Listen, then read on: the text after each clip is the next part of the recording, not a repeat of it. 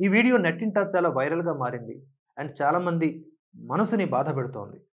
Basara triple ఐటీలో ఏం జరుగుతోందో ఇప్పటికీ అర్థం కాదు. ఎప్పటికప్పుడు ఇలాంటి వార్తలు వస్తూనే ఉన్నాయి. బాసర ట్రిపుల్ ఐటీలో విద్యార్థిని స్వాతి ప్రియ అనుమానాస్పద మృతి తీవ్ర కలకలం రేపుతోంది. పీయూసీ సెకండ్ ఇయర్ చదువుతున్నటువంటి స్వాతి ప్రియ హాస్టల్ గదిలో ఫ్యాన్‌కు ఉరివేసుకొని ఆత్మహత్య చేసుకున్నట్లుగా వార్తలొస్తూ ఉన్నాయి. అయితే విషయం తెలుసుకున్నటువంటి మృతురాలి తల్లిదండ్రులు క్యాంపస్ ఆవరణలో ఆందోళన వ్యక్తం చేశారు. తాము రాకముందే తమ బిడ్డ డెడ్ బాడీని మార్చురీకి ఎలా పంపిస్తారు అంటూ మృతురాలి తల్లి పోలీస్ అధికారి చొక్కా పట్టుకొని మరీ నిలదీసింది. కన్నీళ్లు పెట్టుకుంటూ అరుస్తోన్నటువంటి ఆ తల్లి ఆవేదన అందరినీ కంటతడి పెట్టించింది. ఈ సందర్భంగా స్వాతిప్రియ ఆత్మహత్యకు ర్యాగింగ్ కారణమంటూ పేరెంట్స్ ఆరోపిస్తూ ఉన్నారు.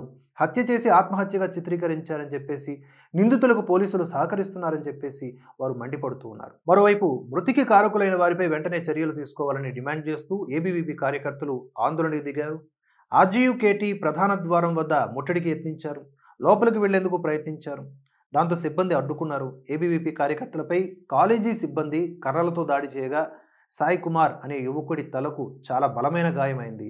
వెంటనే అతన్ని భైంసా హాస్పిటల్కి తరలించి చికిత్స అందిస్తూ ఉన్నారు.